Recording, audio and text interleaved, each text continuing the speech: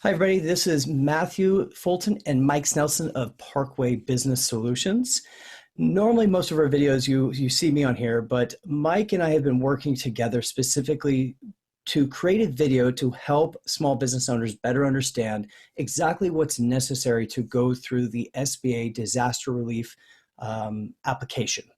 Now, Mike has done a lot of hard work to really go through the process, figure out what's necessary, and I'm super glad to have him on this video to help us kind of walk through the different details. So in this video, we're going to walk you through what the application process looks like, as well as what the supporting documentation that would be necessary, what those forms look like as well.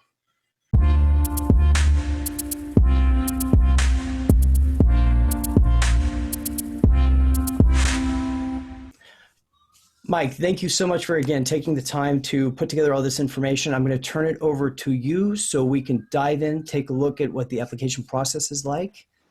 Let's dive in. Terrific. Thank you, Matthew. So I know that everybody is, the information that we have right now is vacillating as far as what to do in the middle of all of this.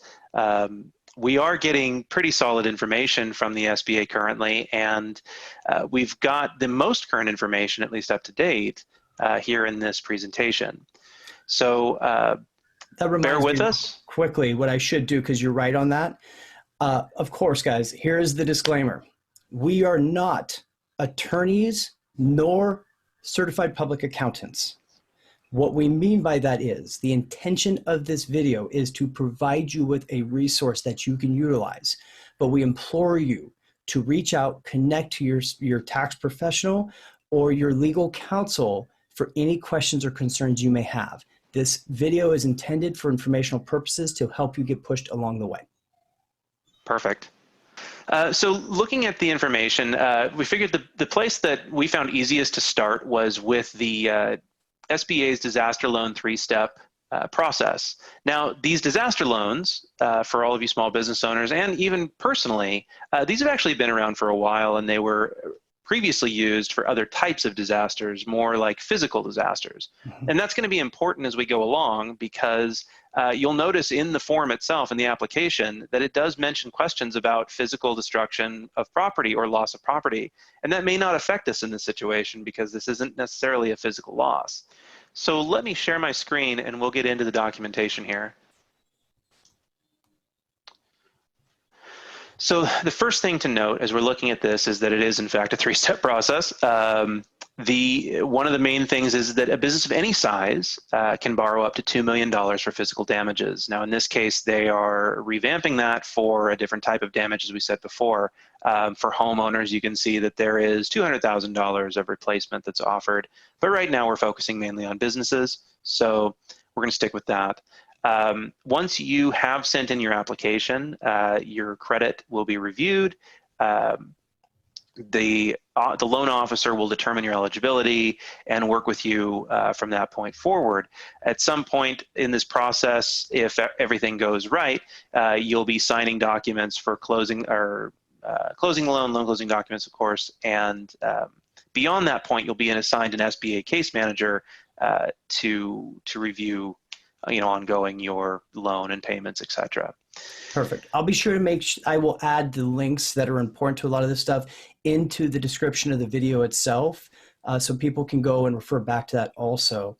And then one other thing I did happen to notice, that even as you're going through this process, because it can take like 4 weeks to do this, which is why we're suggesting everybody get started right away, should your scenario change along the way, they can still increase the loan amount if necessary to match your circumstances. So the goal is to fill this out right away based on your current circumstances, but that isn't the end all be all. You'll be able to adjust as necessary with your agent.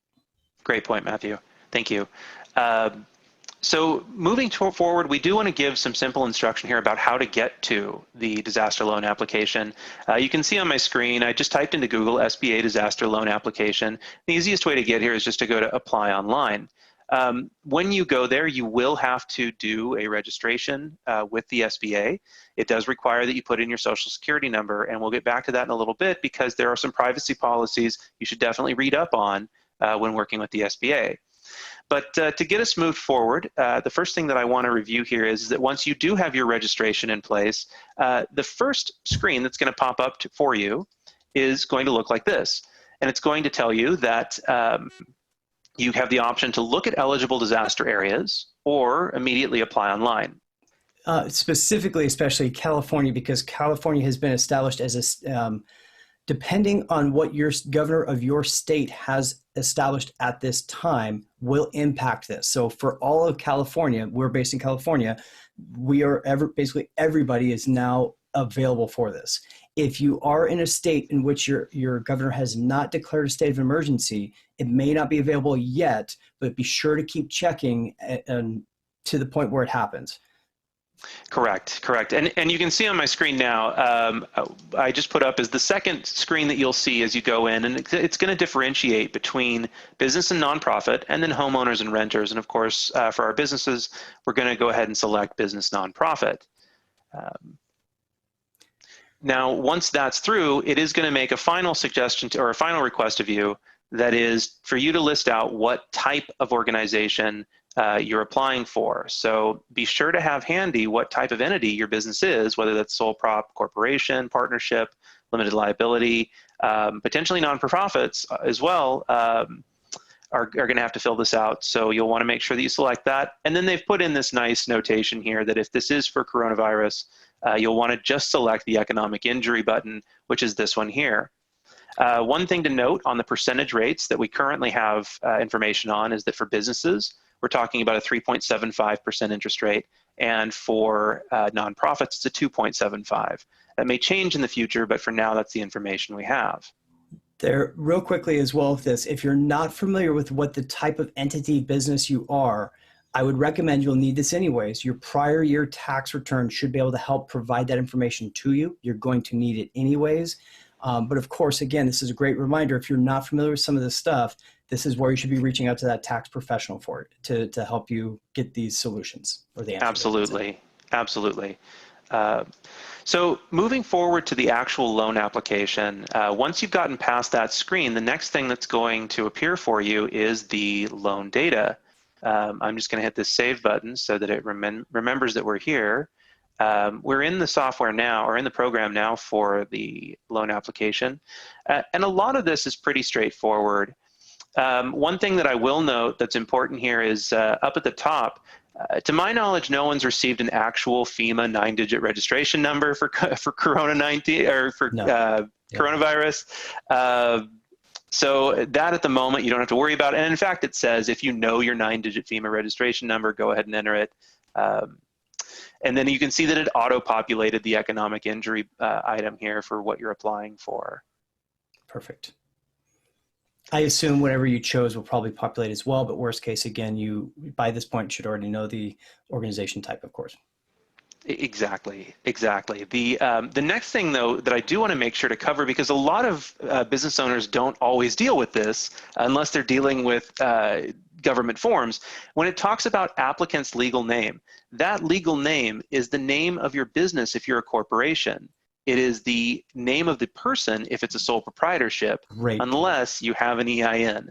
So the way that you can find that out regarding the legal name is also to look at your business returns, and you should be able to see from that what the legal name of the business is, and then also number 5 here below, what the trade name of the business is. Also known as a DBA, correct? Correct. Thank you, Matthew. Again, you'll want your federal EIN number. That is different than your social. If you're not familiar with your FEIN, it is still a 9-digit number, but the organization of that number, rather than being like a social security number, is, as you can see, auto-populating with 2 numbers followed by 7 numbers. And that Federal Employment Identification Number is what FEIN stands for. Correct. Lastly, you'll want to enter a business phone number that is required. You can see it's asterisked here. And then the mailing address of the business is what you'll want to put here. Now, it does offer the ability to provide a different address, but at this point, you will want to enter the business address so there's no confusion. The reason they offer those different addresses is in past, when we've had businesses that were impacted by, say, fire, the business address may no longer be the best address to receive something. So this Correct. is giving a temporary or home address, but to, like you just said, to avoid conflict, your best opportunity is to still put the business and the business address there. Yes. So moving past the initial information, we're looking now at something that does get a bit confusing on this, and that's because of something we mentioned earlier, which is the point of these applications sometimes previously was for physical damage to property. So number 8, you can see damaged property address, and it is a requirement on the form that you fill this out. It is a bit confusing, and as we aren't attorneys or CPAs, we don't want to necessarily give you a specific advice on this, but we can say that you should check this out with an SBA representative or your tax professional to figure out what best would fit here for you. Now, on the tail of that, also in item 8, is this item, which is your insurance coverage. And I want to point out here that the insurance coverage they're talking about is very specific. It's flood, hazard, or business interruption. If you have that type of insurance, you can certainly fill this out. If you don't, again, speak with an SBA representative or your tax professional to see what they might suggest for this component of the application. Kind of interesting they don't have earthquake on there, just as kind of a side note. But I wanted to actually take a quick moment. This is a personal opinion. Again, you should talk to an SBA associate. But when they're talking about business property, it's my belief what they are speaking of is the physical location. They're not talking about the concept of property like tools, equipment, anything else. This is about a physical address is what they're talking about in this section of it, just so you know. Thank you, Matthew. And it absolutely, at least on this front line, I mean, this is the understanding that they're asking for a number and street name for that first line. I totally agree. Below, this is the information that you're going to want to enter for who they're going to contact for the loss verification inspection. That is part of their process. After you fill out the application, they're going to assign someone to you to discuss the losses. Now, in this case, we're not talking about physical loss, so it'll probably be more like reporting, and they may have a separate way of doing that for you, and you'll just want to talk with the representative once the application is in. But be sure that the information that you present here is the easiest way to get a hold of you, because right now they're processing a lot of these, and you want them to have a very straight line to getting a hold of you. Yeah, don't miss it. The next would be the information necessary to process the application. This is the information like the reporting that's going to be required and who they're going to contact and who they'll be in contact with for that information.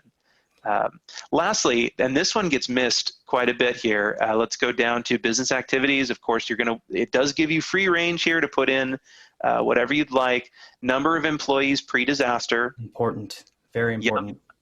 Date of business established. Now that can be found on a number of things, but if you're a corporation, here's a quick tip. You can jump to the Secretary of State's website and go to business, where you can then go to business search. And if you search your corporate name, you'll be able to pull up your latest or earliest even statement of information when you were incorporated or when you became an LLC, and that should suffice for this document. And of course, here we're showing the information from California, but every single state has the same idea of state, the SOS site that they can go to. The number of employees is very important pre-disaster and can come into play for future documentation or future benefits, such as whether or not you are potentially laying employees off or not. There are rumors out there at the moment. This is unconfirmed. There are rumors out there that there may be benefits of retaining employees towards the need to repay these loans. So be aware, do your own research to it, but that's why that becomes very important. Good point. The other item that's here, current management since, and you just want to make sure that you have a date that the current management started. But below that, line 16, do you own more than 50% or are you a managing member, general partner of a corporation, partnership, limited partnership, or LLC? This is not in regards to your ownership of the company that you're filling the form out for. This is in regards to another company that you might be involved with as ownership. So when you go to select this, make sure that you select this properly. If you do own another company, or you have 50% ownership or a managing partner of another company, you want to select yes. If not, select no. That has to do with affiliate companies or affiliate individuals, and that is a much trickier subject we'll probably do a separate video on. So to clarify, and we will do a different one, as an example, Parkway Business Solutions has a sub-corporation that for our application that we've created, that we would then need to fill something like that out in that type of a scenario, correct? Absolutely. So that's just an example, but again, great thing that you need to reach out to your tax professional to find out. All right, moving on to page 2 of the application, we can see here below that these items are details about the owners of the company. So there's going to be a couple ways this can go. Obviously, there are companies that are owned wholly by another company. If that's the case, you can mark the box "No individual owner." Like a C Corp. Exactly. There's the potential that other companies wholly own that C Corp. Now, if you're an S Corp, you will have individual owners. And here you can enter the individual's names. Another thing that I want to recommend here is when it comes to the title of the person, or for whoever you're entering, you can again use the statement of information from your Secretary of State website, and you'll find the positions and who fills them. Would you real quickly, I know this was unplanned, but would you type in Parkway and just kind of show how this works for people that may not be familiar? It's going to be parkway.business, right? Here we are. And you can type in a part of it and have it search, but obviously the more direct you are, the less you have to search through. So, and what we're looking here is you've got the initial one at the very bottom is the registration, and then you have your updates that you have to do, your annual updates. Correct. So here you can see this is our information, and if we scroll down. Now, because this is an update, when you're updating the stuff, if you've had no change, you may not show it on there. So you'd go to the initial one. Oh, that's right. Unless there was specifically changes that occurred throughout the period of time. There we are. Yeah. And so you can see the information here in 7, 8, and 9 regarding the various officers. Matthew's got a full plate. But you can use this information, and the SBA is going to verify against this. So this is the place to get it, so you don't confuse it on the form. Perfect. Apparently, we need to update mine to have Chief Squirrel Chaser on there. If it's right. I think you've got a few more C-suite titles at this point. Now, I noticed right below that first area it says add another individual owner. So this is a perfect example. Both you and I would be required to be listed on this document. So that's correct. Any partnerships, if you have an LLC partnership, you would also have that stuff show up here the same way. Yes. Yes, absolutely. Now, again, you're going to see that item listed that we saw in item 16 on the first page regarding is there ownership of a separate or affiliate company. Again, you want to mark these no as you're going through for the individual ownership, unless that is the case. And again, much more complicated, second video. Yeah. What that does touch base on is if one of the partners owns, if one of the partners fulfills that requirement, it means it must be as part of the application. It doesn't mean that both partners have to have that. Correct. Correct. Thank you. Now looking at business entity owners. So this is like you mentioned, Matthew, about the C Corp. If you have a business that owns a component of whatever business you're applying for, then their information would go here. Again, and this has to do with an entity that owns something else. So yeah, if you've got a business that owns a component of this, they obviously have another business that they're managing. So they would put this information here, and then they would have to do the due diligence on and getting the forms together for that and the other intention company. of it, right, is if somebody has a vested interest in the benefit of a company. Well, when you're talking about a loan, what that has to do with is that person who has a vested interest and a benefit from the company should be involved in the loan application process. Yes, definitely.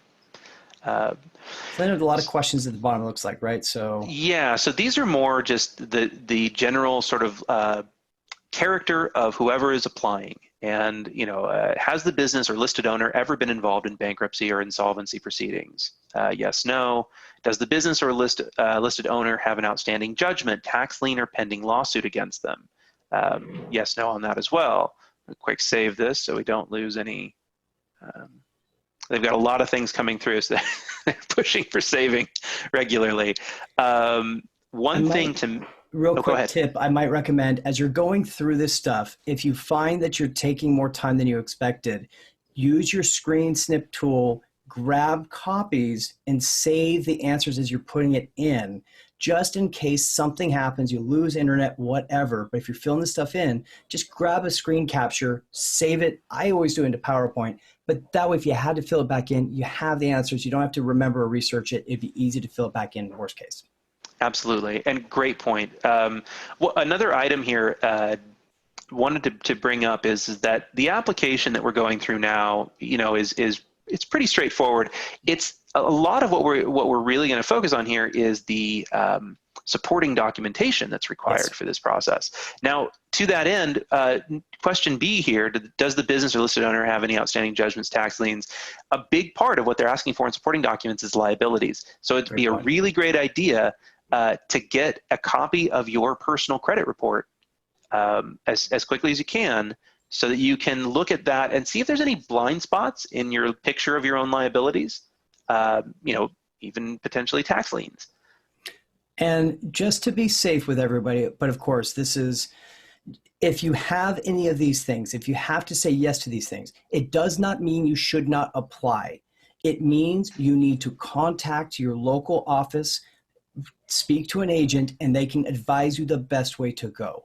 We all understand that everybody's impacted this time, and there are still going to be resources available to you. Do not let that deter you from trying.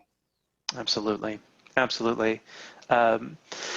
In the past year, has the business or listed owner been convicted of criminal offense? Again, this speaks to the character of the people they're lending to, like any good lending agency. Has the business or listed owner ever had a guaranteed federal loan? Now, I would definitely recommend talking to your SBA representative about student loans. I was going to ask you about that. Because it actually does list it on the very next line, I believe.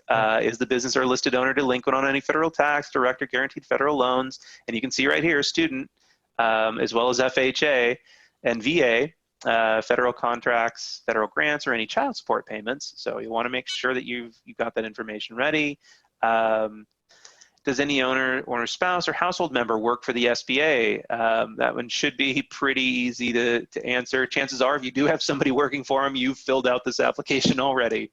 And yeah. Now, what's interesting is there could be definitely accounting professionals that may be in that category, right? So that's a really great point. That is a great point. Doesn't mean you're not available, means you need to reach out. That's right. Is the applicant or co-applicant currently suspended or debarred from contracting with the federal government or receiving federal grants or loans? You would probably know this if you were, but that has to do with if you've basically been stricken from the ability to have federal loans. I hope that's not your certified tax professional or your law counsel. Right. That's a different video altogether. Are you presently subject to indictment, criminal information? Again, speaking to character. Yeah, physical damage is the next one, basically. So that goes back to that back stuff. I mean, we know that you guys can go through most of this stuff, but it's, yeah, be honest, be thorough, super complete, super accurate. If you're not, you're going to slow the process. The purpose of this is to get in front of this and be able to sustain your business longer. Agreed. The last thing here on line 21, this is for if someone filled this out on your behalf. So if you had an agency do this for you, just paying attention to, unless the no box is checked, you're giving permission to the SBA to discuss any portion of this application with the representative listed above. I would caution business accountants and our accountants and such to do that. I would suggest that you have the business owners submitting these themselves, just to mitigate any potential liability of information. Correct. Not Just to mention because. potentially slow down the process depending Very good point. on those requirements. Yeah, I totally agree. At this point, it's well worth just going directly. So that and now agreements and certifications at the bottom. You're just agreeing with all of the Read above, it and of agree. course. Yeah. So now getting into the obviously the most complex section of the document, the additional notes area. Really, just additional notes. If you have anything to add here, of course, you'll want to put that down. It's And a good then, place, like if you had, so let's say you had answers that maybe did not align specifically with the questions that they had. This is that opportunity for you to craft responses that can be considered while they're reviewing the application. exactly. That's a great point. Uh, So as this will so, be going through, you should be hitting the save button as you're going along just to be safe, correct? yep. And then now what are we looking at here? So now we're on to the dashboard of the loan process. And this is actually, I think, where things get more interesting in this process. Like we talked about, the real crux of these applications is the supporting documentation. There is a litany of information that they're going to need from you. And so we're going to run down through these, and we're going to show you the forms that are needed and what needs to be processed on them. So for instance, you can see here we have personal financial statement, I find it schedule of interesting that it liabilities. populated names. So that is actually coming from the prior information that was filled in. It's then populating. So you kind of get an idea of what's personal versus business, right? Absolutely. That's great. Absolutely, which is important because, obviously schedule of liabilities could have gone either way. So they did clarify that. Economic injury and supporting information, complete and sign request of tax transcript for tax returns. We'll get into that. And then the information here, complete copies, including all schedules of the most recent federal income tax return. And you will, of course, have to explain if there hasn't been a tax return filed yet. So getting into that, let's go ahead and jump to some documentation. So what we've done from this point is we've downloaded and collected PDF versions of all of these documents to try to be able to go through and show you what each of these look like. So our goal right now is to provide like an overview. We won't be able to cover every single detail because this would be a 2.5 hour long conversation probably, but we want you to see what they look like, and we'll do our best to provide all the links below in the video as well as on our website. Absolutely. So first thing I want to start with here is, we said this a little bit earlier, but you'll probably want to get a copy of your credit report. And the reason for that is that the first thing that's asked for is a personal financial statement. And if you're not familiar with what a personal financial statement is, basically it's kind of like a business's profit and loss and balance sheet, except for you personally. So it talks about your assets, it talks about your liabilities as an individual, and people can easily miss their total liabilities. And if you have something on your credit report that you may not know exists or isn't right, that's not going to stop the federal government from thinking that it is, because they're checking your credit report. Now, this is a great opportunity for me to put a quick plug into the recently suggested purchase, as soon as it's approved by Intuit, Credit Karma. I've actually been using Credit Karma now for a couple years, and it basically allows me to track and tells me much more about my credit score, but you can then go through that as well to request a copy of your credit history. And Mike, you also had a great suggestion, which I may be jumping the gun on, but a great suggestion for trying to figure this stuff out using, I believe it was Mint, right? Yeah, within the Intuit sleeve of softwares, if you haven't heard of it before, is mint.com, www.m as in Mike, INT.com. That is Intuit's free software for personal finance tracking. Once you set it up, it actually on the dashboard will give you a personal financial statement, basically. It's well worth the setup. Honestly, for a lot of accountants right now, I'm sure with the workload that's going on, they would probably appreciate you offloading this to a software that's going to just pick it up and track it on your behalf. And that's what it does. It'll automatically capture this information from the various institutions that hold, say, your banking or your auto loans or other outstanding loans. It's going to pull that information in. Again, it's free software. It's out there, and Intuit did a great job with it. So Maybe. Reduces the time you have to put into it. And I'd be remiss if I didn't take this opportunity to say, this is exactly why small businesses are supposed to have separate bank accounts than their personal accounts to make sure that this part of the process is easier. That's right. Anyways, thank you. Sure. Looking into the information on the personal financial statement, there may be a need here beyond just looking at your bank information and the balances there. You may also want to reach out to your retirement advisor to capture information such as balances on IRAs, stocks and bonds. You'll want to make sure to get the most recent information on your mortgages and the value of your home. Loans against life insurance, again, it actually also lists here unpaid taxes or current tax liabilities. There's a lot that can go on within a personal financial statement. So just be sure that you're ready with that information. Yeah. This is definitely something, and I'm going to stress the term, your tax professional, you're going to want to speak to that person. This is independent information. This is not business related is what they're talking about here. This is personal, your personal picture of your finances. You'll want to reach out to somebody if you've got any questions on this to ensure you're filling this out correctly. Absolutely. Going down through, they are going to require some more description of this information. That is one thing that we noted here is they're not just looking for a statement of information or a personal statement, net worth statement. They're looking for descriptions of the information. They're looking for, when you're talking about your liabilities, notes payable to banks and others, they want some specific data there, original balances, current balance, payment amount, the frequency of payment, how secured or endorsed the type of collateral. So you are going to want to have the ability to, and especially if you've got a lot of this going on, you're going to want to make sure you have it all available. It's going to take time, but this is actually very, very, very close to the process of being a personal guarantor on a business loan. Yep. If it's pretty much a lot of the same questions, maybe a little bit more, but if you look from that perspective, it's not that abnormal that they'd be asking this stuff. Yep. Yeah. All of these loan processes are about the character and eligibility of the person that they're loaning to or the business, and they have to track back to the individuals. Now, it is worth noting that the other things that are listed here are things like if you have multiple properties, that needs to be listed. Other personal property types, they want descriptions. Unpaid taxes, they want descriptions. Explanation. It's a chance to explain any of these things that may exist.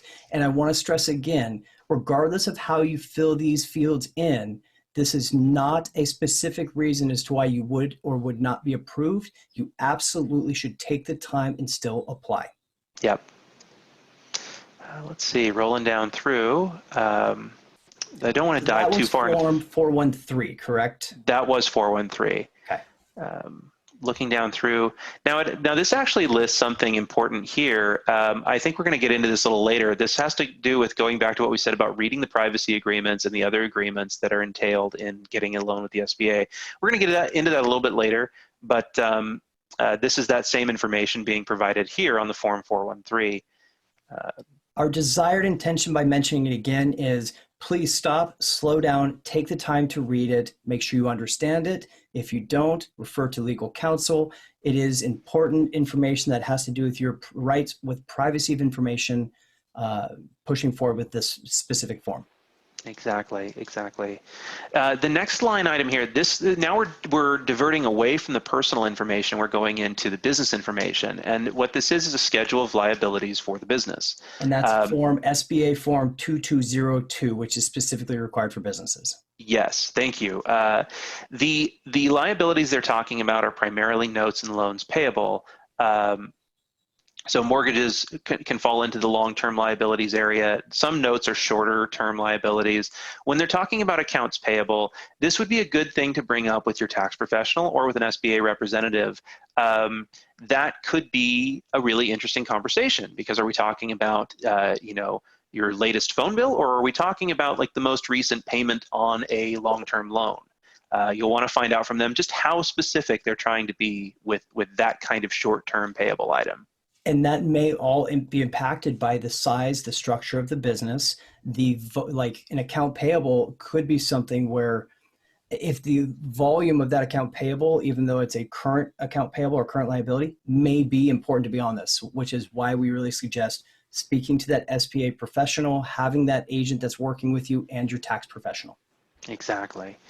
Um, let's see, beyond the schedule of liabilities, now, I guess I should say here that this is roughly the same type of arrangement that they were looking at from the personal, which was they want to know the original amount of whatever credit you've got. So if we're talking about a car loan, say, they want to know the original amount of the loan. They want to know the original date of the loan, current balance. Is it current or delinquent? They do want to know that. Maturity date, which is the date that the loan is supposed to be over. Payment amount, month or year. So we're talking about frequency. And then how this is secured.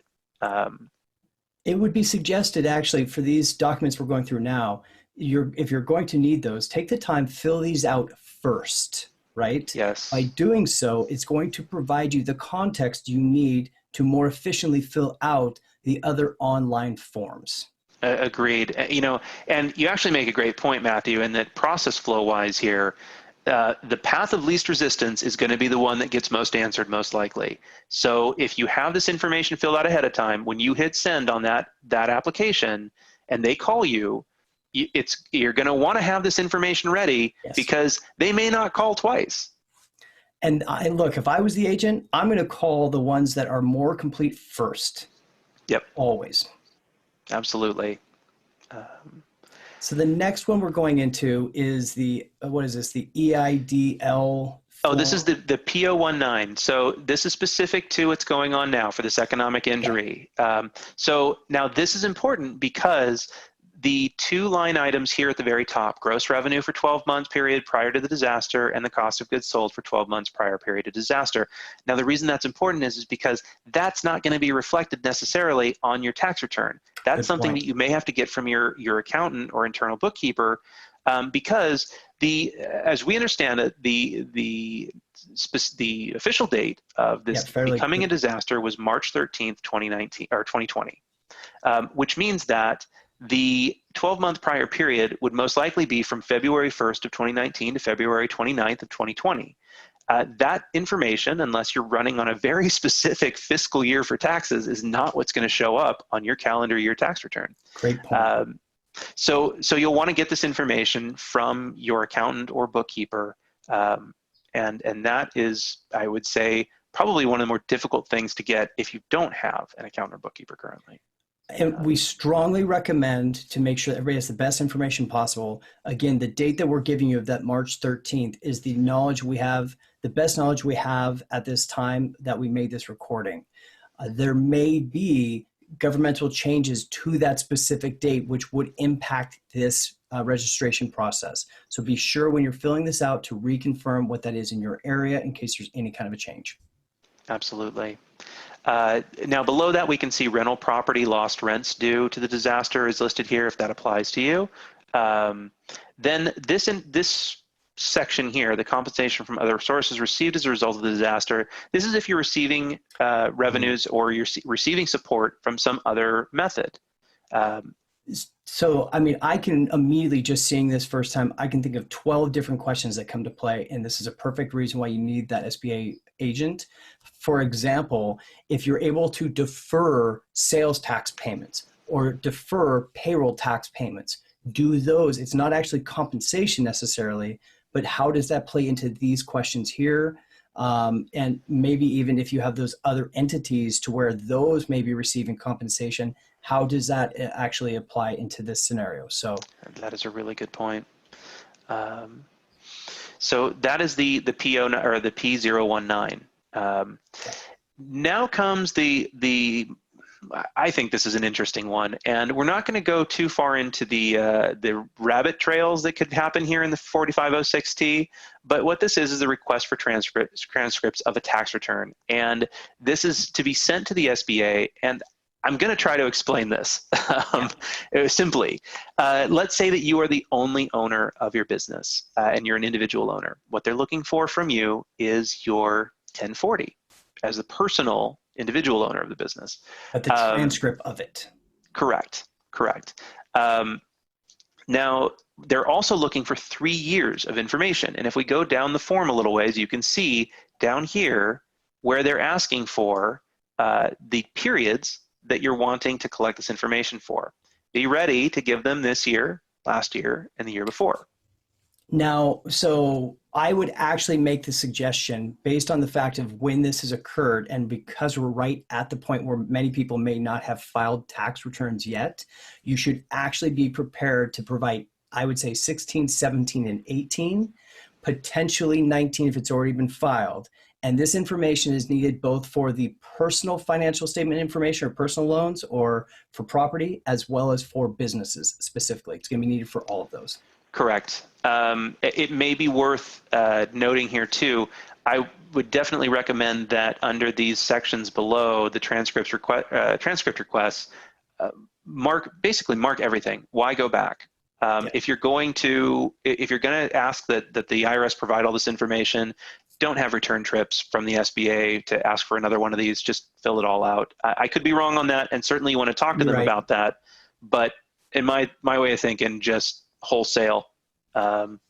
From my experience with this type of document, the intention of this document is to provide them the right or the ability to access these transcripts. And there are certain ways based on the validation of information those transcripts can be received. If you cannot validate a certain way to receive it digitally, it will have to be mailed to you, which can take a decent period of time, which is why your suggestion is so valid to make sure you're not delaying this process even further. Absolutely. So that's the gist of the 4506, is to provide the ability for the SBA to get transcripts of your information.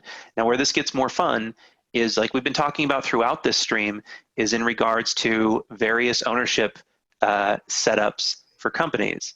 So if you have 2 owners, they're going to need 2 of these, one from each person. If you have a business entity that owns a part of this, they're going to need to provide transcripts for not their 1040, but say their 1120 or 1120S. All the different forms that are required are listed right here under return transcripts. The other thing that's going to happen is if a owner has a 50% ownership in another company, they have to provide the 4506 for that other company.